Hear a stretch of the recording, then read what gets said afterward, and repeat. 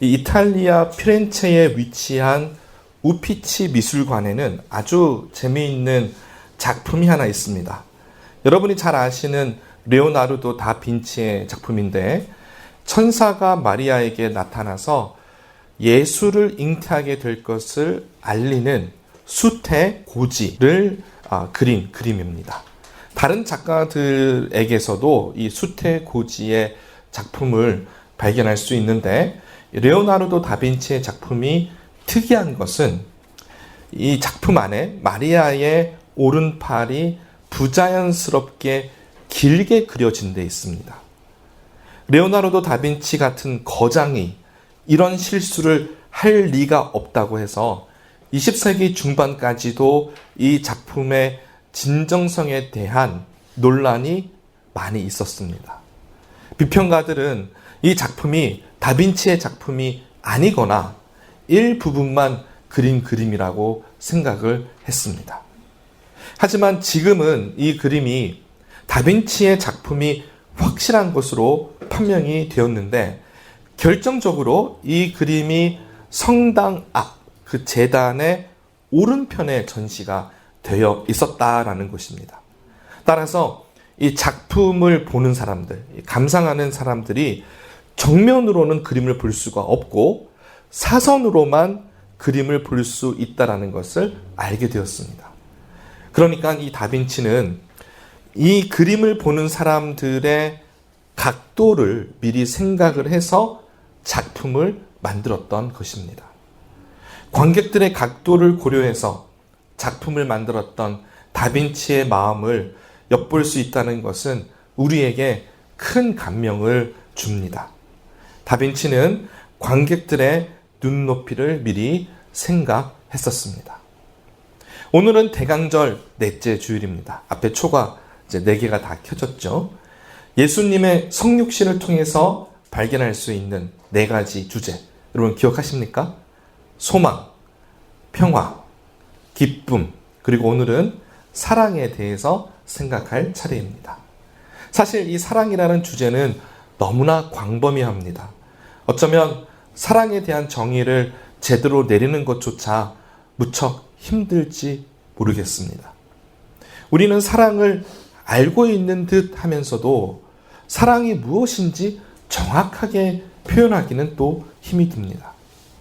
많은 경우 사랑을 어떤 특별한 감정으로 생각을 합니다. 물론 사랑에는 특별한 감정이 포함되어 있습니다. 하지만 이 사랑이라고 하는 것은 감정보다 훨씬 큽니다. 그 범위가 엄청 크죠. 사랑이 감정보다 큰 이유가 있습니다. 그것은 사랑에는 행동이라는 열매가 따라오기 때문입니다. 사랑이라는 엔진이 작동을 하기 시작하면 결국은 행동이라는 결과를 낳게 됩니다. 우리는 하나님의 사랑을 예수님 안에서 발견할 수 있습니다.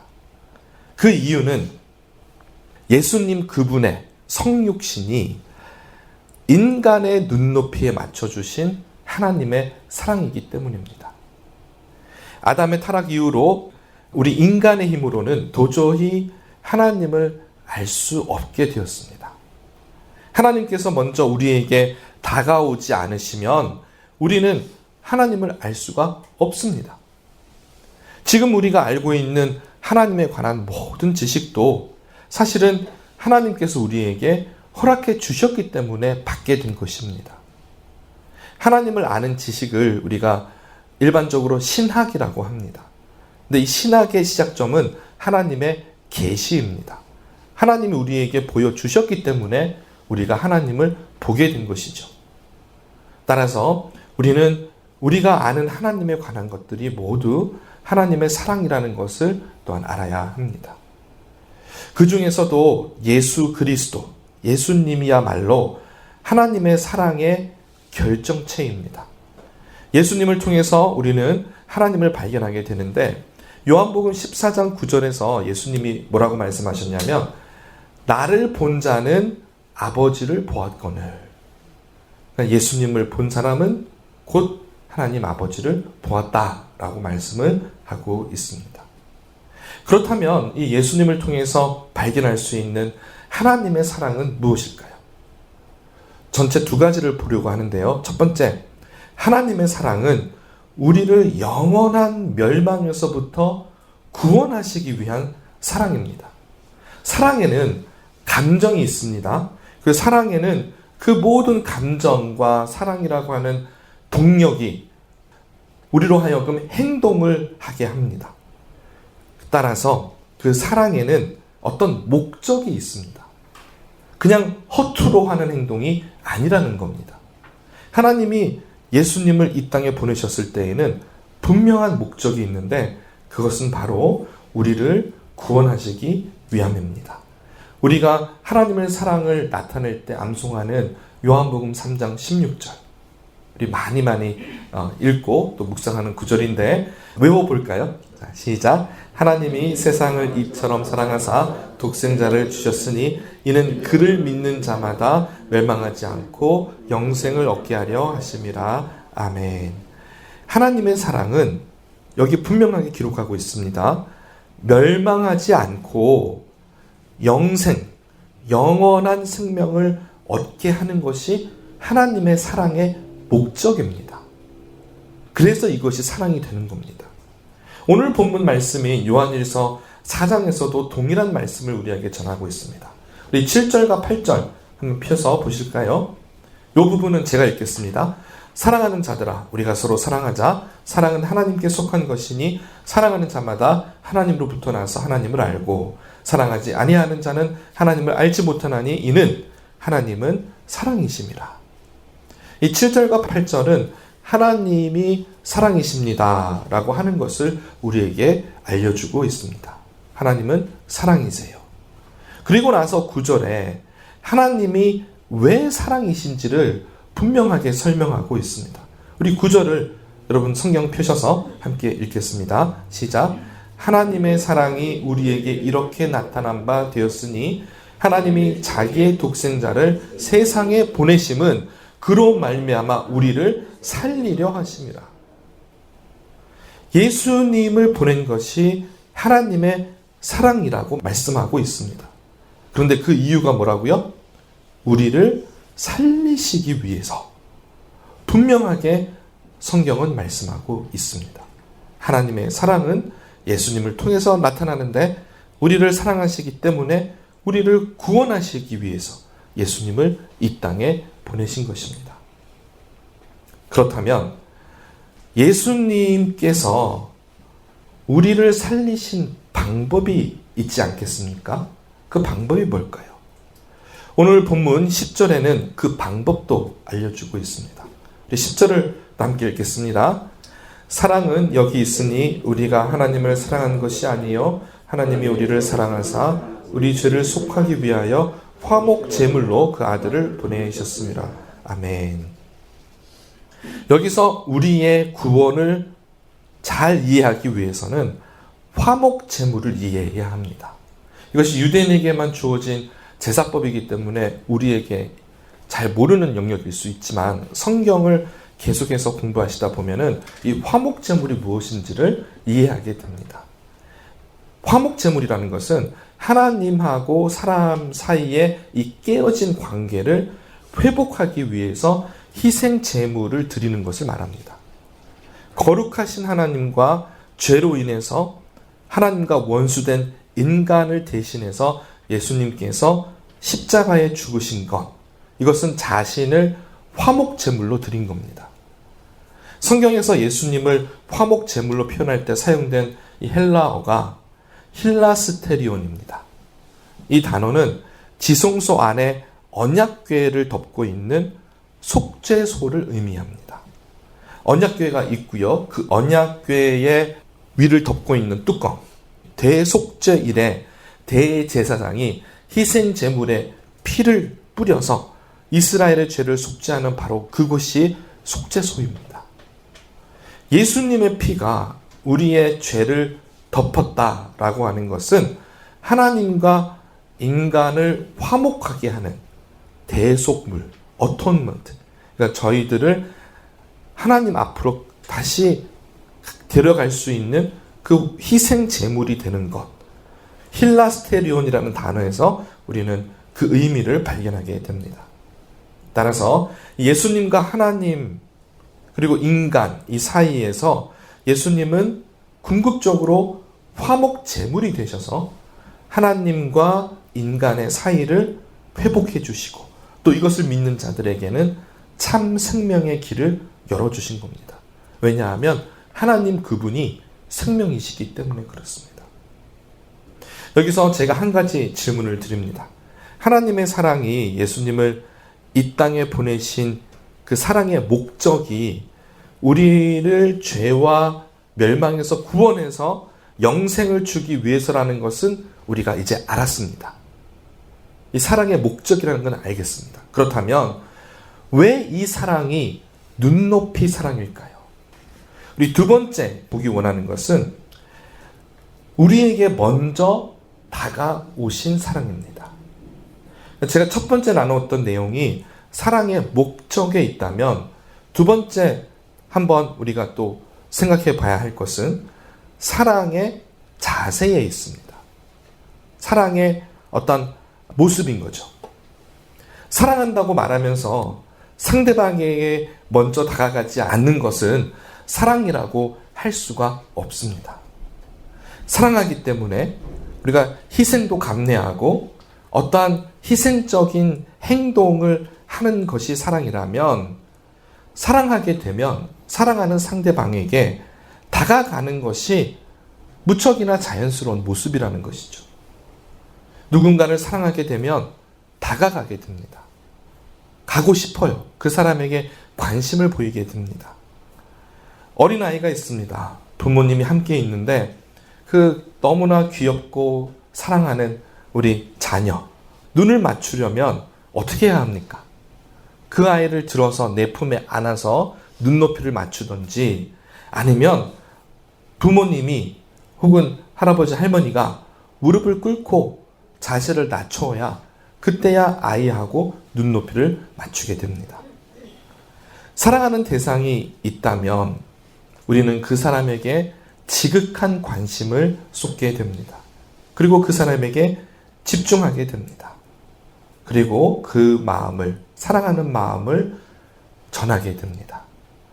오늘 본문 말씀인 요한일서 4장의 10절 말씀을 다시 한번 보시기를 바랍니다. 다시 한번 읽어볼까요? 사랑은 여기 있으니 우리가 하나님을 사랑한 것이 아니요 하나님이 우리를 사랑하사 우리 죄를 속하기 위하여 화목제물로 그 아들을 보내셨습니다. 아멘. 여기 보시면 하나님께서 우리를 먼저 사랑하셨습니다. 이것이 눈높이 사랑입니다. 우리가 하나님을 사랑한 것이 아니고 하나님이 우리를 사랑하셨습니다. 그래서 우리에게 먼저 다가오셨습니다. 그리고 그 방법이 우리 크리스마스 때 우리가 기념하고 기억하고 하는 바로 예수님의 성육신에 있습니다. 빌립보서 2장 본문 말씀을 보시면 이 하나님의 아들이신 예수님께서 스스로를 비우시고 인간의 형체로 오셨습니다. 우리는 이것을 케노시스라고 합니다. 스스로를 비우셨다. 그런 뜻입니다. 이것은 예수님께서 그분의 신성을 포기하시고 성육신하신 것을 가리킵니다. 우리 빌립보서 2장 우리 읽으셨는데 5절 예수 그리스도의 마음을 품으라 라고 말씀하시고 나서 6절, 7절, 8절 우리 다시 한번 읽어볼까요? 자, 6절부터 8절 읽습니다. 그는 근본 하나님의 본체시나 하나님과 동등됨을 취할 것으로 여기지 아니하시고 오히려 자기를 비워 종의 형체를 가지사 사람들과 같이 되셨고 사람의 모양으로 나타나사 자기를 낮추시고 죽기까지 복종하셨으니 곧 십자가에 죽으심이라. 아멘. 성부와 성자와 성령 삼위일체 하나님이십니다. 예수님이 아들이시기 때문에 성부 하나님보다 아래에 있다라는 것이 아닙니다. 우리는 그 오해를 하지 마셔야 합니다. 예수님은 근본 하나님의 본체이십니다. 이 말은 예수님하고 하나님하고 삼위일체 하나님이 동등하신 분이시라는 겁니다. 그리고 그분이 하나이시죠. 그런데 그 하나님이신 예수님께서 스스로를 비우시고 낮추셔서 사람의 모양으로 성육신 하셨습니다. 이는 창조주 하나님이 피조물의 모양을 입으신 것입니다. 그리고 낮추시되 십자가에서 죽기까지 낮추셨습니다. 인간에게 있어서 가장 낮은 곳이 어디일까요? 제가 한번 생각해 봤습니다. 우리가 삶을 살다 보면 힘들고 어려울 때도 있고 어떤 비천할 때도 있어서 그때가 낫다라고 생각하지만 사실 우리 인간에게 있어서 가장 낮은 곳은 죽음의 순간입니다. 죽으면 생명이 없기 때문에 그때가 인간에게 있어서 가장 낮은 곳입니다. 예수님은 가장 낮은 그 구유에서 나셨을 뿐만 아니라 그의 마지막은 죽음의 자리에까지 낮아지신 것입니다. 하나님께서 인간과 눈높이를 맞추시기 위해서 하나님의 아들 독생자 예수를 이 땅에 보내셨는데 그것은 성육신, 인간의 몸으로 오신 것입니다. 그리고 십자가에서 죽기까지 낮추신 것은 우리가 더 이상 죽음으로 인해서 멸망하는 그런 존재가 아니라 영원한 생명, 영생을 얻게 하기 위해서라는 겁니다. 그리고 그 사랑을 이루시기 위해서 먼저 찾아오셨습니다. 우리 주위에 누군가가 깊은 슬픔을 경험할 때가 있습니다. 사랑하는 사람과 사별을 할 때도 있고 너무나 힘든 병에 걸려서 고통을 겪어야 할 때도 있습니다. 이렇게 힘든 분들에게 우리가 찾아가서 위로할 수 있는 말은 사실 없습니다. 그분들에게 가서 무슨 말을 할 수 있는 게 아니죠. 가장 좋은 일은 누군가 깊은 슬픔 가운데 있을 때 우리가 할 수 있는 것은 그분과 함께 있는 겁니다. 아무 말 하지 않아도 됩니다. 그냥 함께 해주는 것만으로도 그분에게는 큰 위로가 됩니다. 오히려 욥의 친구처럼 이런저런 말을 많이 하는 것이 큰 상처를 줄 때가 있습니다. 누군가를 사랑하기 때문에 그 사람과 함께 한다라는 것, 그것이 바로 사랑의 모습입니다. 사랑의 자세입니다. 그래서 하나님께서 우리에게 먼저 다가오셨습니다. 이제 오늘 말씀을 정리하겠습니다. 크리스마스는 예수님의 탄생을 기억하고 하나님의 아들이신 예수 그리스도의 성육신의 참 의미를 준비하는 시즌입니다.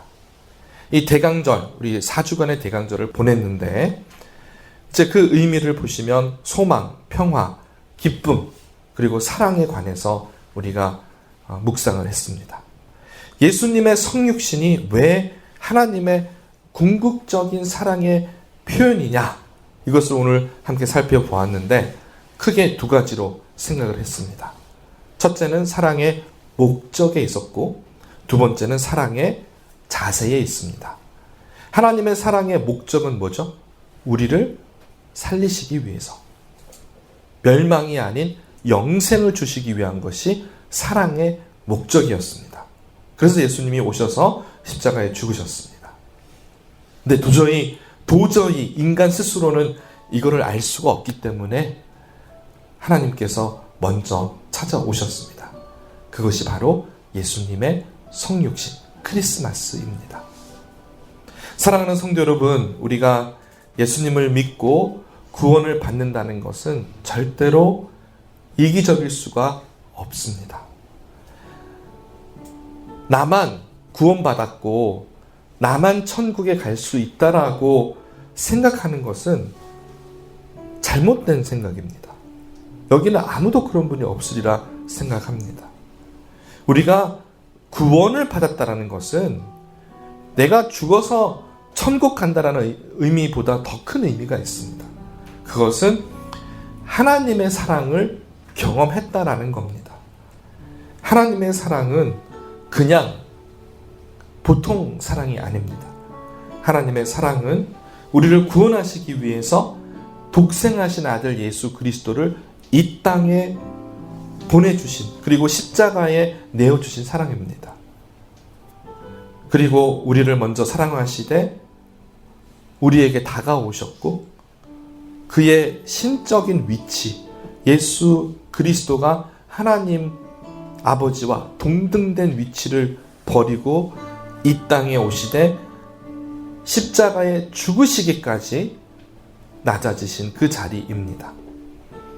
이제 우리가 해야 할 일은 서로 사랑하는 것입니다. 하나님께서 우리를 먼저 사랑하셨기 때문에 우리도 사랑하는 것이 마땅합니다. 사랑해야 합니다. 오늘 요한일서 4장 11절과 12절의 말씀으로 마지막 말씀을 대신하겠습니다. 함께 읽겠습니다. 사랑하는 자들아, 하나님이 이같이 우리를 사랑하셨은즉 우리도 서로 사랑하는 것이 마땅하도다. 어느 때나 하나님을 본 사람이 없으되 만일 우리가 서로 사랑하면 하나님이 우리 안에 거하시고 그의 사랑이 우리 안에 온전히 이루어지느니라. 정말 대단한 하나님의 약속이십니다. 우리가 서로 사랑하면 하나님을 볼 수 있답니다. 여러분, 하나님 보고 싶지 않으세요? 네, 하나님을 볼 수 있는 방법이 있습니다.